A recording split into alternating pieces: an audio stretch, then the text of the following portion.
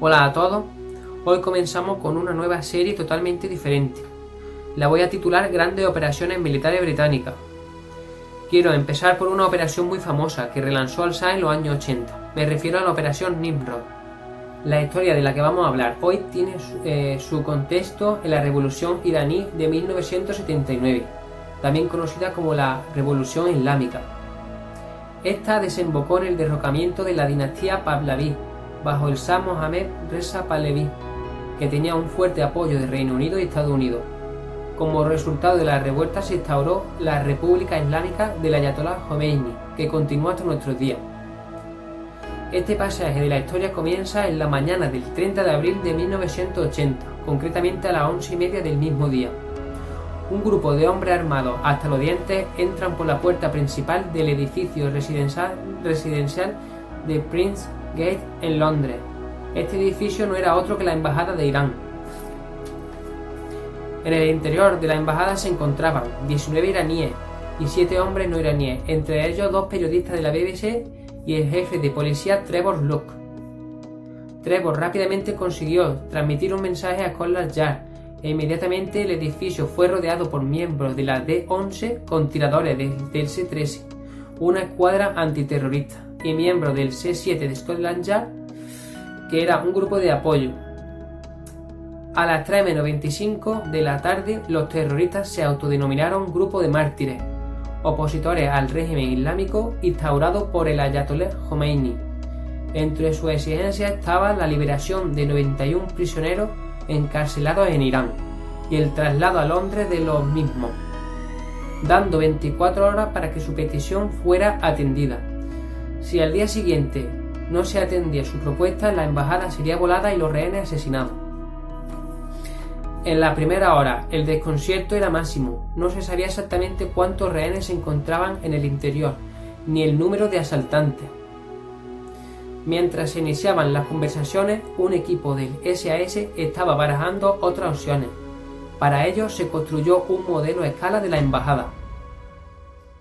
Tras la masacre de los atletas israelíes en el aeropuerto de Múnich en 1972, el SAS se había estado preparando para responder a ataques terroristas. El cuartel general del SAS en Bradford Lines, en Hertford, se había entrenado a su hombre en el uso de armas ligeras, en espacios cerrados, en la irrupción en habitaciones donde tenían que distinguir rápidamente a los enemigos disparando sobre ellos sin causar bajas en los hipotéticos rehenes. Se les instruía en rappel en edificios y un uso explosivo para derribar puertas y ventanas, así como el uso de granadas. El C-7 colocaba micros para saber exactamente cuántos terroristas ocupaban la embajada y dónde estaban en cada momento. Para evitar los ruidos de la colocación, se pidió a trabajadores del gas que realizaran reparaciones con martillos neumáticos allí en la zona de la embajada, mientras una pared medianera con el edificio de al lado fue desmontada dejando solamente la capa de yeso dispuesta para que una sección de asalto pudiera entrar desde allí. Las negociaciones iban por buen camino y se había conseguido liberar algunos rehenes a cambio de algunas pequeñas concesiones. Sin embargo, a las 12:20 de la mañana del 5 de mayo, tras 6 días de secuestro, el jefe de la policía Trevor hizo una declaración pública desde de la ventana de la embajada, anunciando que los secuestradores iniciarían disparos sobre los rehenes si no llegaban noticias satisfactorias de los mediadores árabes con el régimen iraní. A las 3:31 sonaron los primeros disparos en el interior de la embajada. No se sabía qué estaba pasando. Y a las 7:10 otros disparos se escuchan en el interior de la embajada. La tensión se había fijado en ambos lados. Las demandas no habían llegado a buen puerto, y después de muchas amenazas, finalmente ejecutaron a un rehén. El cuerpo del oficial de prensa Abbas Labasani fue sacado por la puerta principal de la embajada a las 7 de la tarde. Esto marcó una decisión tomada por la primera ministra Margaret Thatcher, que decidió el envío del SAS. La operación Nimrod había comenzado. A las 7:23 los miembros del SAS asaltaron la embajada desde 3 posiciones diferentes. Desde los balcones colindantes, un grupo del SAS irrumpió a través de la ventana de seguridad de la embajada que previamente habían volado. Desde un patio trasero, otro grupo de 3 hombres descendió en rappel y el tercer grupo penetró a través del edificio colindante, atravesando la fina capa de yeso. El asalto del SAS se compuso de varios equipos, equipo rojo y equipo azul.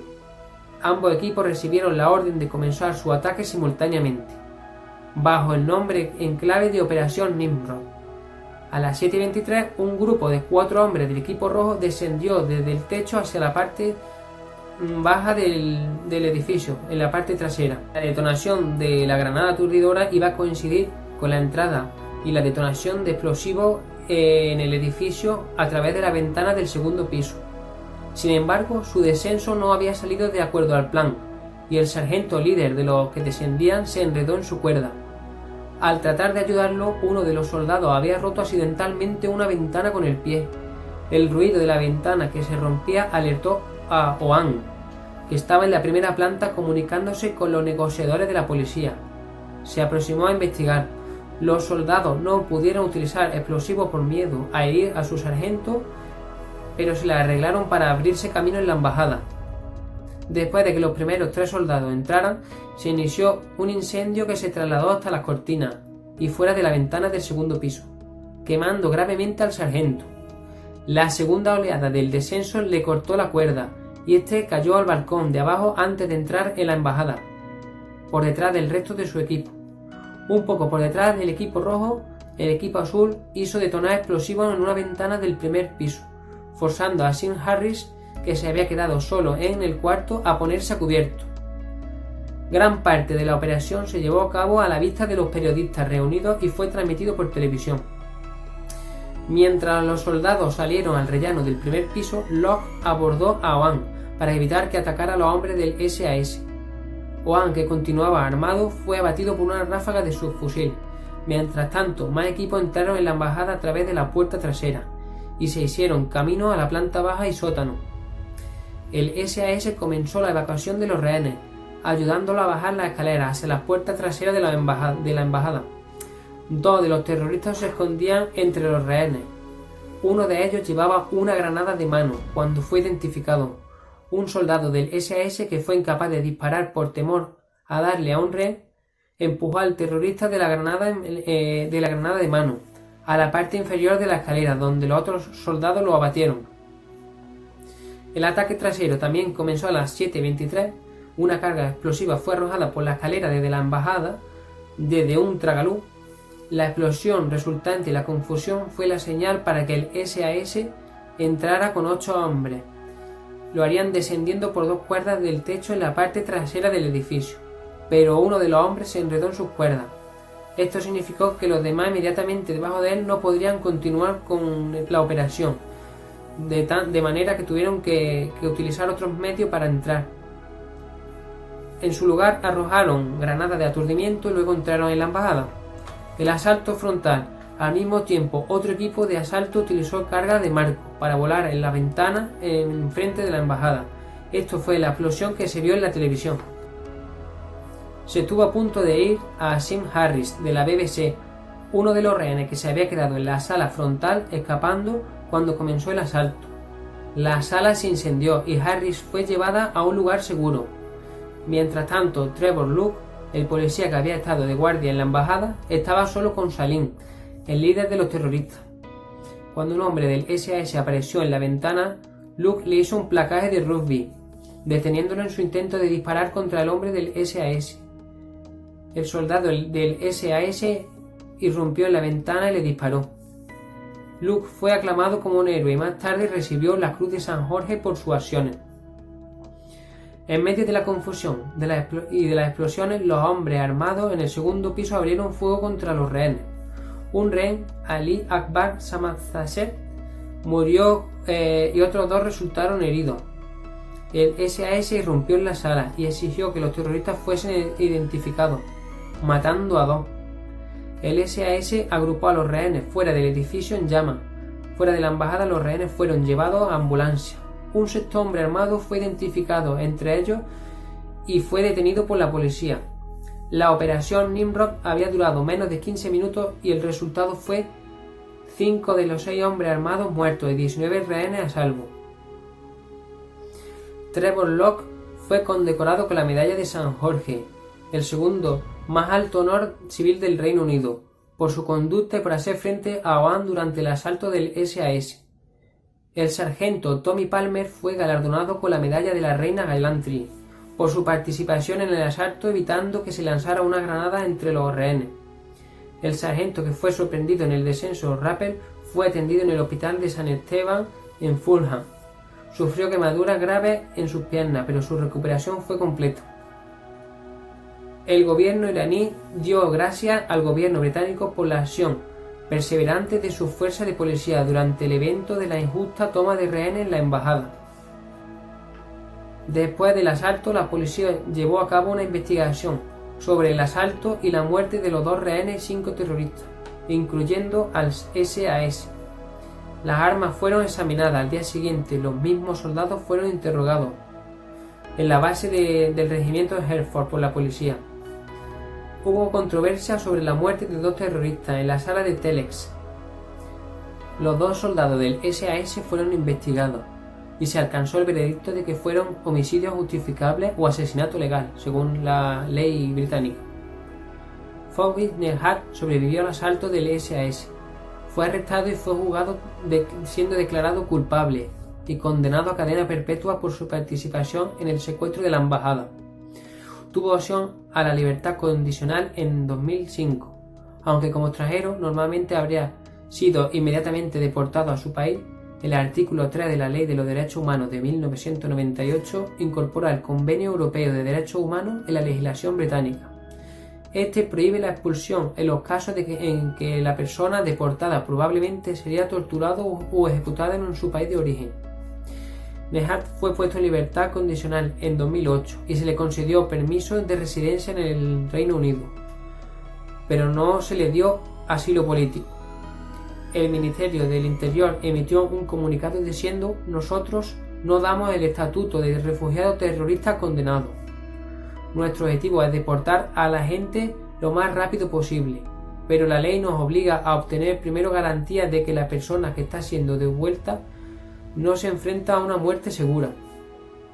Después de 27 años de prisión, Nehat se consideró que ya no era una amenaza para la sociedad. Aún así, Trevor Locke escribió al Ministerio del Interior para oponerse a su puesta en libertad. La incursión fue transmitida en directo en horario de máxima audiencia. Es un suceso que dio la vuelta al mundo. La operación fue declarada un éxito casi total.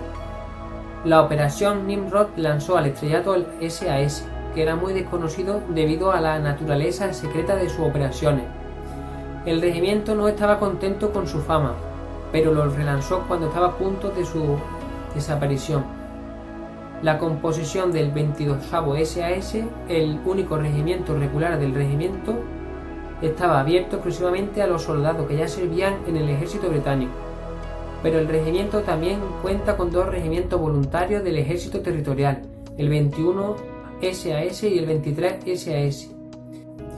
Pasó más de una década antes de que los gobiernos de Gran Bretaña e Irán llegaran a un acuerdo para reparar el daño a la embajada de Irán en Londres y pagar las reparaciones a la embajada británica en Teherán, que había sido dañada durante la revolución iraní de 1979. Los diplomáticos iraníes comenzaron de nuevo a trabajar en el Prince Gate en diciembre de 1993. El DRFLA se vio socavado por su vínculo con el gobierno iraquí, cuando se supo que Irak había patrocinado la información y el equipamiento de los secuestradores. La guerra entre Irán e Irak comenzó 5 años después del final del asedio y continuó durante 8 años. La campaña por la autonomía de Khuzestán fue olvidada en gran parte como consecuencia de las hostilidades. Sin más que añadir, me despido y aquí os dejo el primer capítulo de la serie Grandes Operaciones Militares Británicas. Espero que os haya gustado y que sigáis viendo mi canal, porque me animáis a que siga haciendo vídeos como este. Un saludo y espero que os haya gustado.